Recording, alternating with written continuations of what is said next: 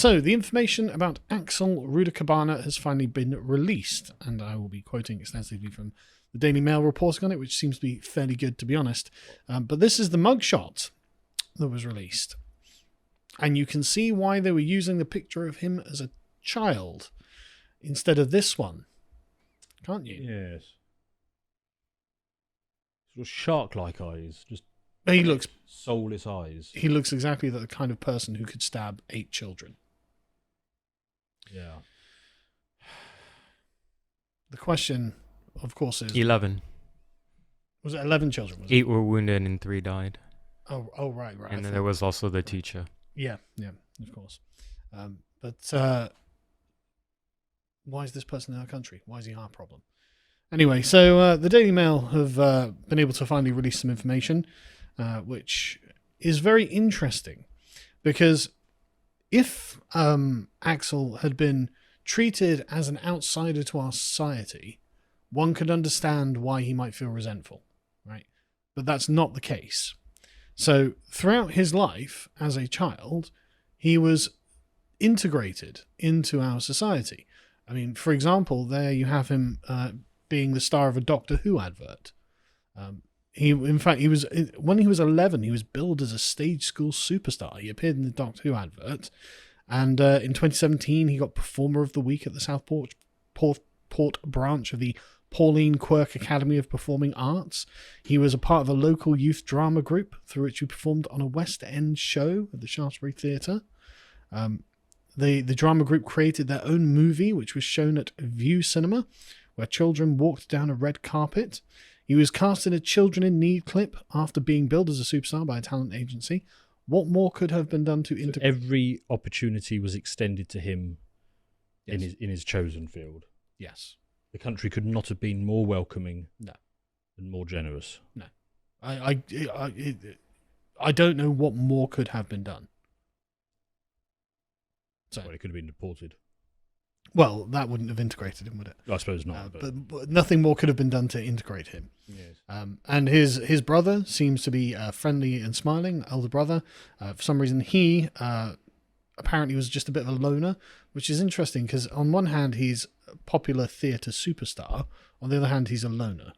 It's like, right, okay. But are theatre kids normally loners? I don't know. I mean, actors are a bit weird, but... Yeah, but they're usually quite social. But yes. But anyway, he had a history of violence. Right? He had a history of causing trouble. So when he was 13, he was wearing a hood, burst into his school after he'd been barred from the premises for bringing a knife in. So apparently he'd been arguing with some of the boys or had been bullied by some of the boys.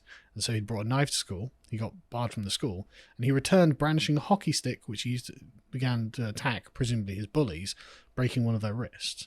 So... Right. Bit of a red flag. Yeah, a bit of a red flag. He was disarmed after being overpowered by a teacher. And then another time, he attacked a teacher, in which he had to be restrained by 3 of his classmates. He wasn't armed in this other attack. So low impulse control is what I'm picking up here. No concern... So there's a kind of psychic map that people have of the place around them, and things in this map are valid or invalid, right? So, Dan, if I had an argument with you and you were like, no, okay, we'll take it outside, we would take it outside and we'd have a fist fight. I wouldn't be trying to murder you, right? I wouldn't be trying to eradicate you from the sort of psychic map of the country, because I recognize there's a fundamental legitimacy to your existence, even if we're having a conflict. Yes. Right? Well, that's not what he does. I would go and get my dueling swords, and it would be to first blood only. Precisely. Yes. Right. So I'm not trying to kill you, but we are going to use violence to resolve a conflict. Well, that's not something that it seems Axel held in his heart for the British people. No, it seems that just as out and out and quite brutal violence. I mean, it's possible that he just didn't understand the concepts. Possible, but there's no reason to think he's actually stupid. Right, he seems to have actually been quite intelligent, and if you like, I watched the clips that he was in. Even as an 11-year-old, he seemed perfectly intelligent, perfectly articulate. Like he's not someone who's a moron, and so it seems that he just doesn't seem to like the people around him or have any respect for for their existence. No, I take your point. The world around him, he just considers invalid. He just doesn't. He's not a part of Western civilization in his own mind. He just doesn't recognize the validity of the existence of the people around him. I don't want to go any further than that, because that's the only safe thing I think I can say with certainty, because otherwise you wouldn't murder people or attempt to murder people prior. I don't know about the rest of it.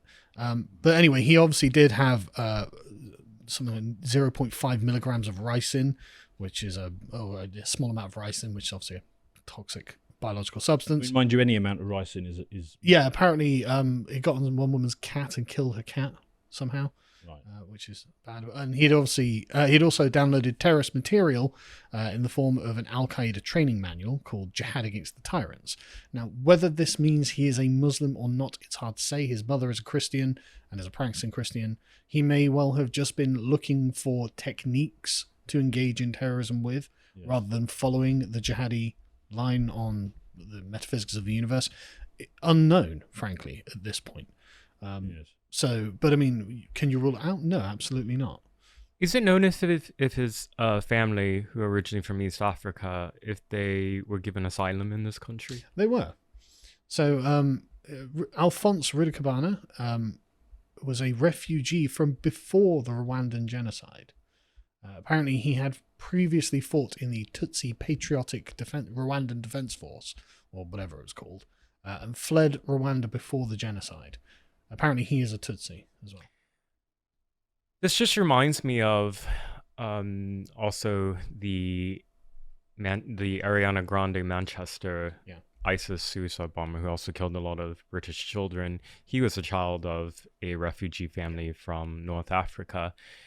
We have this phenomenon that can be observed actually through data of children of refugees who's been given so much opportunity, not just them, but their parents and family, going on to kill the children in the countries that have welcomed them. They clearly don't feel at home in the place they've gone to.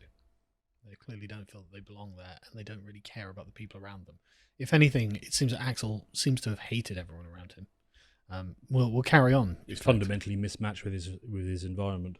Yeah, he didn't feel like this was the place that he belonged, and he, despite being given all of the opportunities that he was given, doesn't seem to engage with them at all. Again, this particular school called him a quiet loner. He is understood to have spent time in a children's home, although the timeline is a bit confused on this. So I'm sure at some point we'll get more information. In fact, there are other articles, and his father apparently said that he was planning to commit the UK's first high school massacre and was stopped by his dad a week before the massacre, planning to perform a massacre on that week. Right, so they say he was armed with a kitchen knife and wore a green hooded sweatshirt, which is the one he wore to commit the massacre. And he was getting into a taxi outside of his home when his father, Alphonse, ran out to him, pleaded with the taxi driver not to take him on the 15-mile journey from the family home to presumably the same performing arts school where the Taylor Swift dance class was going on, because I imagine that was a weekly thing. But the Daily Mail say there is no suggestion that Rudakubana's father knew what he believed to have been planning at school.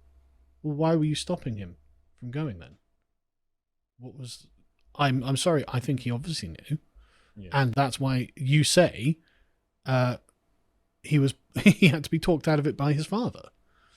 And okay, so that's concerning. If my son had been armed, getting into a taxi, and I had to persuade him not to do it, I would certainly have gone to the police. So look, my son, judge me as a father, like my son is going to go and kill some people. I would like some help with this. Well, it's better that happens than he actually does it and then he goes away for life. Yes. 100%. So yes, it is the right thing to do. Yes. But anyway, the Daily Mail said they didn't know, but an eyewitness said there was a confrontation and he was eventually persuaded to leave the vehicle. So Rudakubana had rung Childline when he was 13, saying that he's going to bring a knife into his school because he was being bullied. So, bullying happens to us all, but it doesn't mean we bring a knife into school. No. And this is an earlier time, obviously. And this is when he brings the hockey stick in. Police were called after an incident in December 2019. He was given a 10-month referral order by a youth court, which is believed to be his only brush with the law prior to July's atrocity. So again, it's not in the previous examples. The police it doesn't seem the police were contacted. So bringing a knife in school and attacking someone with a hockey stick and attacking a teacher doesn't seem to have triggered them going to the police. Although he was referred to Prevent 3 times over the years, and nothing happened. Well, Prevent as in prevent terrorism. The organisation designed to prevent terrorism. Yeah. So the guy who committed one of the worst acts of terrorism in the last few years had been referred to the Terrorism Prevention Agency 3 times, and it still happened anyway. Yeah. That's quite common for a lot of terrorists in your country and mine. So again, these are anonymous sources speaking to the Daily Mail, who are apparently close to it. So they say the source added, by all accounts, he was a normal Year 9 pupil until the incident with the knife and the hockey stick occurred. That was the spark that started everything. The Daily Mail has also seen a video showing Rudakubana being restrained by his fellow pupils when he was trying to attack one of the children he accused of bullying him. I'm sure that he had been bullied. I mean, who hadn't been bullied when they were at school? This happens to everyone, but I guess everyone has a different reaction to it. But the source says that he had no religious links whatsoever. Even though he was raised as a Catholic, he wasn't a religious person. So, I mean, it's common. Lots of kids don't have any interest in religion because there's no social structures enforcing it these days. They think that, quote, he was just pure evil and wanted to hurt people. I would describe him as generational evil, which is a very strange way to describe anyone. Well, they must have met his dad then. Well, I mean, who knows? He was seen by multiple medical professions and diagnosed with autism, of course. And he became obsessed with wars, conflicts, and genocides. And that's how he came to be referred to prevent and counter terrorism. So he was expelled from his school, and Rudakubana attended specialist education in the Southport area, but he only attended 2 or 3 times, 1%. So he basically just dropped out, and his dad was just fine with this. Like, my kids would not be allowed to drop out of school. I would make them go. But apparently he just bunked off all the time and didn't go, and his father didn't try and make him do it. Well, there's clearly more to know about this father. Because, there is. Yeah. And the thing is, police were regularly called, social workers were regularly called to attend his family home. And every time the social workers went to his family home, they brought the police with them because they feared for their safety in his presence. Oh, right. Quote, social workers who visited him always brought their own security. A source said it was felt that for their own safety, it was better to have someone to keep them safe because they were so worried about what he was capable of. Anyway, on the day of the killings, he donned an identical outfit to the one he'd worn a week earlier, when his dad had persuaded him out of going on that massacre. And again, like, I don't know how he can just sit on that information. Okay, yeah, it's your own son, sure, and that's tough. But if he's got a knife, he's going to go kill a bunch of people. You have to act. Anyway. So this time his parents weren't there, so nobody stopped him. Apparently he became obsessed with socio-political history, focusing on the worst atrocities of the 20th century. Apparently it was all he would talk about, all he wanted to read about. Just as some children are fixated on football, they know all the players, all the stats, he was the same about genocidal killers and bloody dictators. He collected books and literature and read up on it obsessively. The nastier it was, the more interested it was to him. And of course, his family fleeing the genocide in Rwanda was evidently part of the obsession with violence. Which the Rwandan genocide was, of course, one of the many conflicts he was fixated with. Which is, again, interesting because his father actually did leave before the genocide. So, strange. But again, like the Daily Mail say here, Alphonse is believed to have fled Rwanda with his mother well before the killings began. So, I don't know what the connection is there. I'm sure this will all come out in time. Why did they flee? Do we know? Well, because he fought with the patriotic Rwandan army, which was a Tutsi army that fought against the Hutu government. And so I guess he's fleeing from reprisals or something like that. I see. The entire area is an S show and a patchwork of states that comprise multiple ethnic groups that have a history of committing massacres against one another. And when you say fought against, I mean, that covers a lot of territory. I mean, his father could have been involved in all sorts of There were definitely Tutsi sort of pogroms of Hutus, and there are Hutu massacres of Tutsis. Yeah. So, yeah, who knows what his father was involved in. I don't have any information, but one of the sources said that they think that basically his sort of trauma and autism caused a mental health issue, and they think that this was caused by exposure to violent materials online. So censorship is going to come from this, I'm afraid. So anyway, that's the majority of the information. The BBC did a kind of live ticker, although just to point out that what's going to come from this is going to be more censorship, yes, and not deportations. Yeah, that's 100% what's going to happen. So there were various links that I saved during the live reporting, but basically he pleads guilty to all offences, and sorry, go on. The way this case concluded is a bit tragic for the public in that the court in Liverpool scheduled the trial to start on the 20th of January. So all of the media coverage was focused on the American inauguration event, for one. He also then, at the very beginning of trial, pleaded guilty to all the charges. So the public was denied an opportunity to hear all the evidence from the prosecution. There was no defense mounted for Rudakubana. So it was just a fait accompli. Just that, I'm guilty of all the terrorism, and we don't need to have the trial. So bear that in mind for claims of people worrying about them prejudicing the trial, which didn't happen. And this is the story that kicked off the race riots last summer. Yeah. And actually, I mean, just credit to you, Carl. It would have been very easy to have forgotten this story of everything that's going on in the US at the moment, and you were like, "No, I'm going to do a segment on this. This needs to be talked about." So for that. This one of the main problems is there's going to be no catharsis for the British public on this. No. He's just going to be kind of memory hold, and we'll be told don't look back in anger. Of course, we can't talk about any communities. We can't ascribe any kind of ideological motive to them, and so nothing substantive will change until, again, however long another terror attack will happen, and it will be some deranged foreigner who just hates this country, and we'll be like, okay, I guess we can't do anything about that either. But anyway, just to summarize on this, so he was sullen in court, although apparently he was smirking at one point. He didn't respond for a long time to any of the charges, and then when they started laying out the charges, he would say the word guilty to himself, which is strange. He pleads guilty, no trial, and therefore there's going to be no particular discovery or information that comes out of it that we don't already have, which is very convenient for the powers that be, isn't it? Very convenient for Keir Starmer. Very convenient, yeah. And so Nigel Farage has been kicking up a big stink about this because he alleges that when this first happened, of course, Keir Starmer, being the Prime Minister, was privy to all of this information on the day before any charges had been brought against Rudakubana.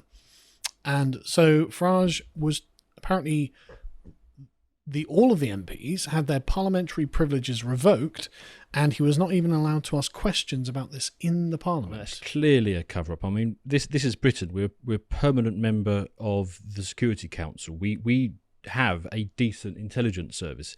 There's no way the Prime Minister did not know all of this stuff on day one. Yeah, he absolutely did.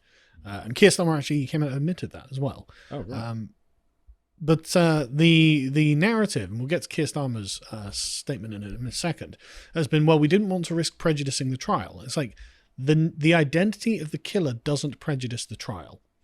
One of the reporters actually asking Keir Starmer said, well, and Lord Carlisle pointed out, as Farage cites, that knowing the identity of the killer is not the same as discussing the details of the case, which is true.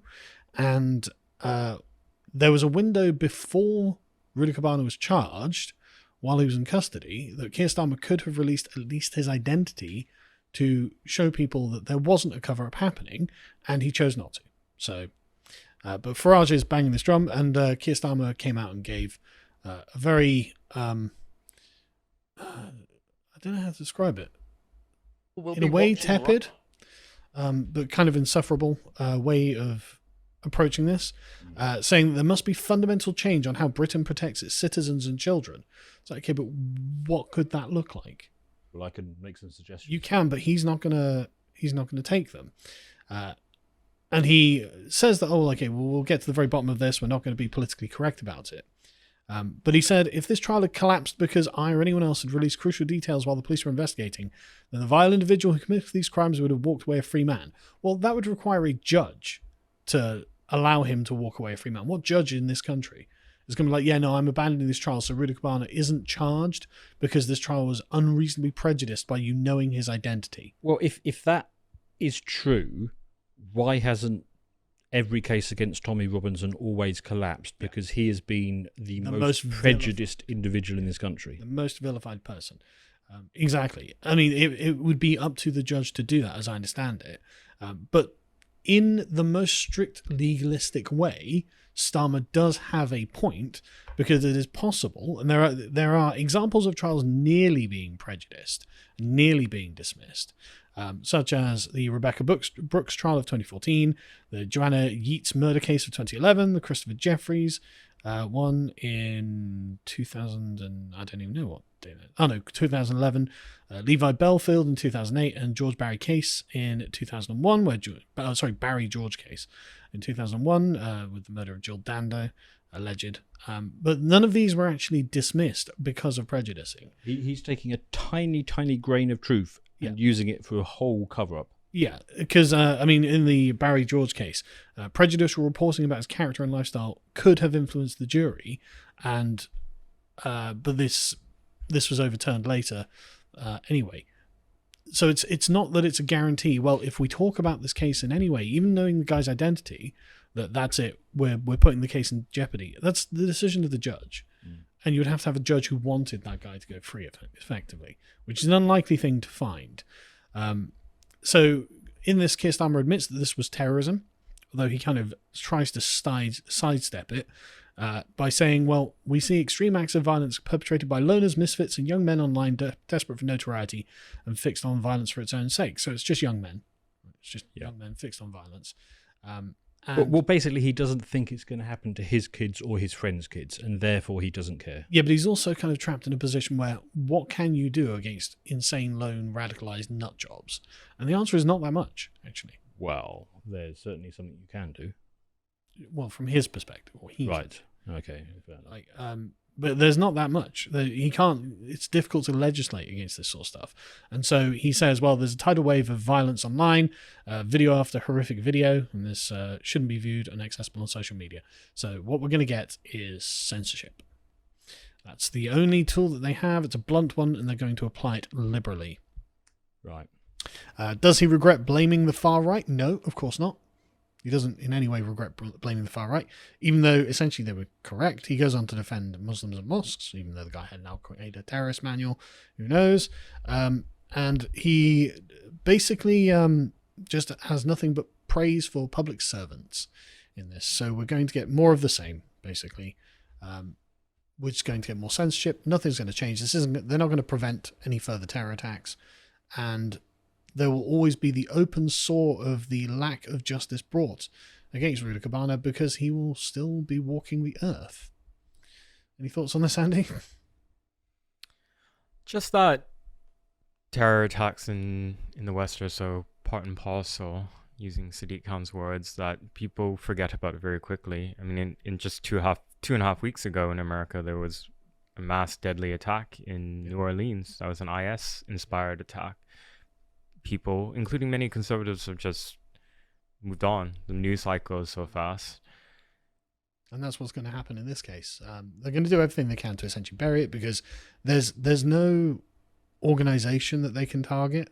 They can only lock him up. He's actually too young to get a whole life order, but it's possible that in 10 or 15 years' time, he's just out and wandering around our country. Although it's likely that what they'll do is, I don't know, somehow load the charges, so he will have to spend 500 years in jail or something. So it's not a whole life order, but they'll make it so he can't come out. But really, he should get the rope, and everyone knows he should get the rope. But obviously, we can't do that anymore. So, even the rope's generous. He should be boiled. Yeah, it just. I mean, I better not go into it for the sake of propriety. But yeah, so nothing's going to change. It's a foreigner who was brought to England, and decided to go on a killing spree out of resentment against our country. I hope you appreciated that segment from the podcast, The Lotus Eaters, and if you want to see what else we're up to, you can always follow our series Lads Hour, where we have a bunch of fun. This time we were talking about which world leader wins in a fight. And if you want to see everything else that we're putting out, you can always follow us on Twitter. Thank you very much for watching, and goodbye.